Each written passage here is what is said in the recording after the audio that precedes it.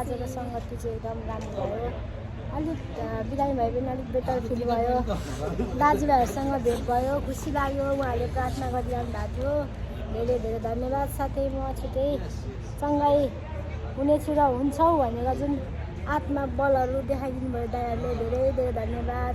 र आजको वचनद्वारा हामीले जुन शिक्षा पायौँ, हामीले चाहिँ जस्तै पनि अवस्थामा परमेश्वरलाई प्रार्थना गर्नुहुन्छ, किनकि हामी दुःखमा मात्रै होइन तर खुसीमा हामीले प्रार्थनाको उत्तर पायौँ भने पनि परमेश्वर हामीले धन्यवाद दिनु चाहिँ जरुरी छ भन्दै मैले चाहिँ यही पाएँ। धेरै आशिष पाएँ, तर त्यो आशिष पाएकोमा चाहिँ एउटा कुरा चाहिँ मैले हजुरहरूलाई भनेको।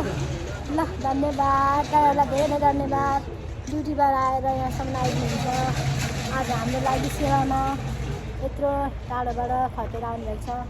एक दिन अवश्य परमेश्वरले उहाँहरूलाई यो कुराको उत्तर दिनुहुनेछ भन्दै म आफ्नो छोटो वचन लिएर राख्दछु। जय मसीह।